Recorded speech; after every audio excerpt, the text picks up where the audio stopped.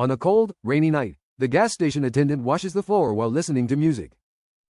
Outside, a terrified woman, Nancy, knocks on the door for help. Instead of letting her in, the employee turns off the open sign and sends her away. The woman then rushes to the phone booth next to the store and calls the police.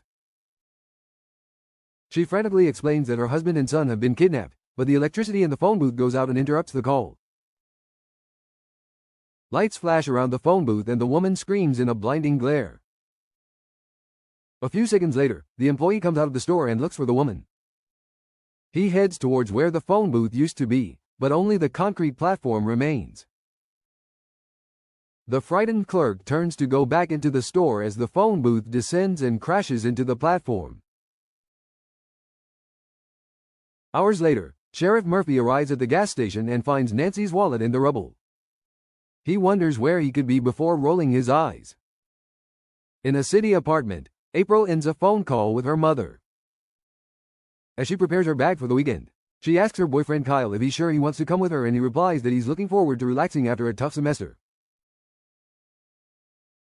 Moments later, their friend calls through April's intercom, asking what's taking them so long that he didn't inform April that they had invited Seth, his girlfriend Lex, and her childhood friend Melanie to the cabin on their way to the cabin.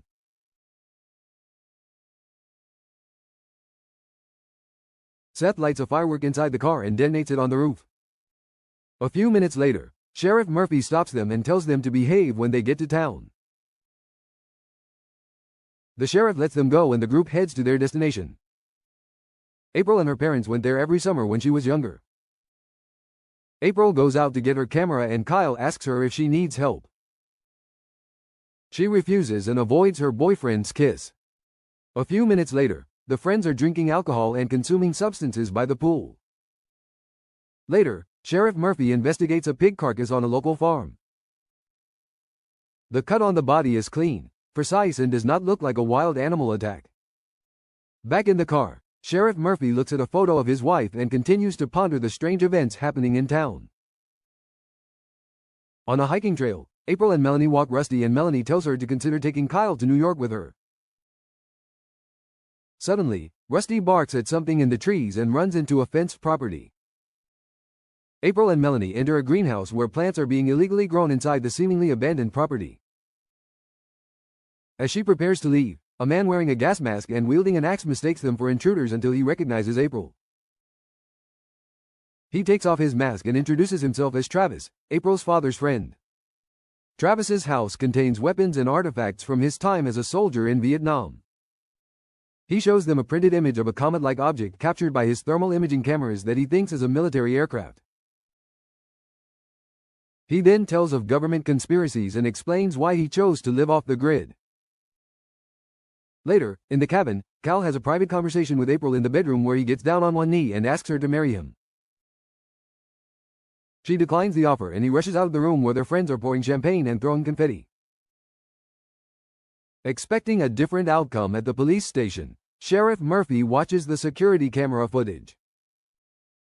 He sees Nancy in the phone booth, but the video is corrupted for a few seconds before returning to the missing phone booth footage. He examines the video frame by frame and finds one where the phone booth appears to be floating in the air on the booth's balcony. When he asks April why she rejected his marriage proposal, she explains that she doesn't believe in marriage like Kyle does because of how her parents ended up. In the middle of the discussion, a comet-like object flies over the cabin and crashes a few hundred meters away. A few minutes later, the friends head to the crash site because they think it is a plane. But Seth is intrigued by its red glow. As he approaches the crash site, he discovers a disc-shaped spaceship. Lex is surprised and returns to the car, but he sees footprints in the mud leading towards the trees and warns the others. Back at the cabin, the friends gather in the living room during a thunderstorm. Lex wants to leave as soon as possible and April agrees. As the footprints are heading towards the cabin, they try to calm everyone down. But the power goes out and the boys panic. April suggests they check the circuit breaker in the basement. In the basement they try to fix the circuit breaker, but he gets a shock when the screwdriver hits the circuit breaker, which creates a spark.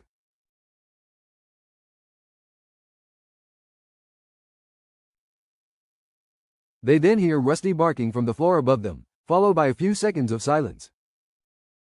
Suddenly, a loud crash startles the group and Rusty starts barking again. April remembers her father's rifle and loads it. They hear a noise coming from above, followed by Rusty's moans.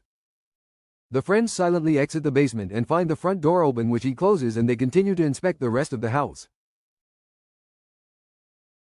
As April turns her back to the balcony, she sees a large gray alien on the other side of the glass door.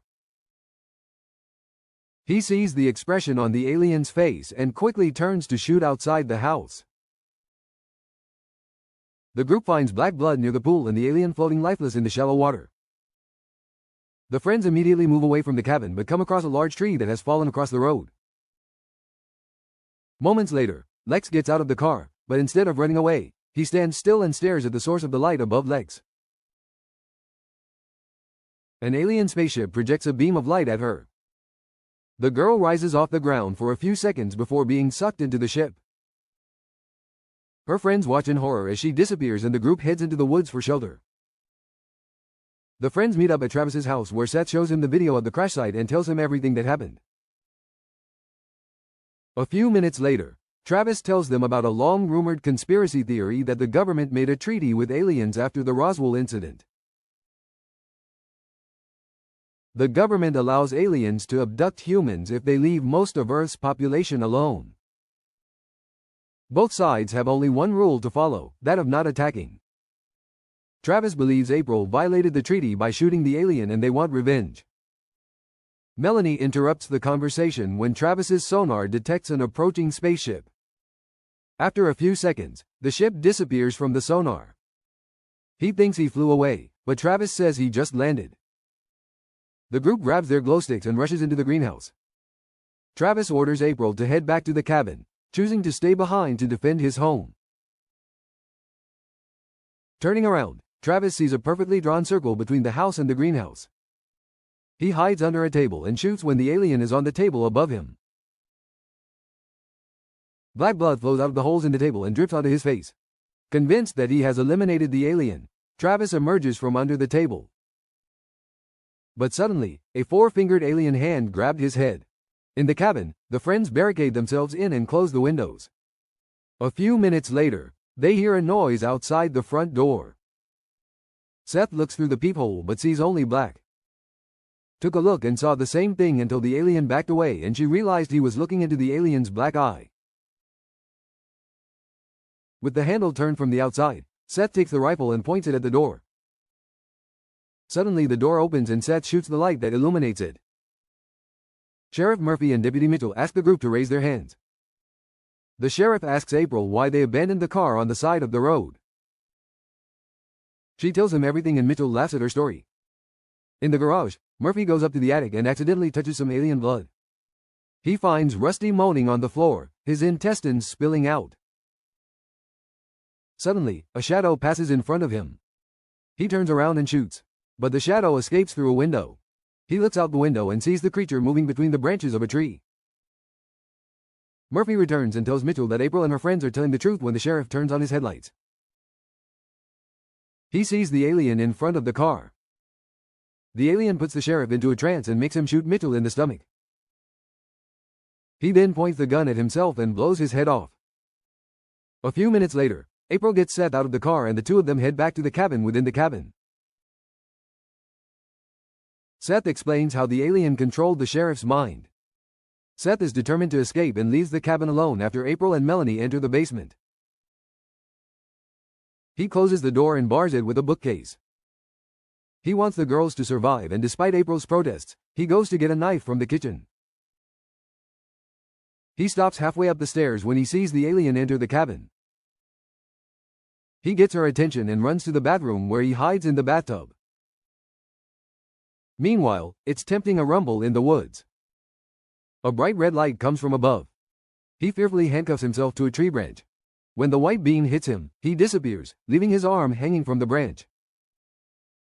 April sees the empty medicine jar rolling out of Melanie's hand, who says she took too much medicine to sleep. Melanie cries and apologizes to April for ending her life this way to avoid being kidnapped. In the bathroom, he hears footsteps and jumps out of the tub. But he is alone. He stares at his reflection in the mirror, then an alien arm shoots out and grabs him underground. April notices that the sounds of the spaceship are getting further and further away.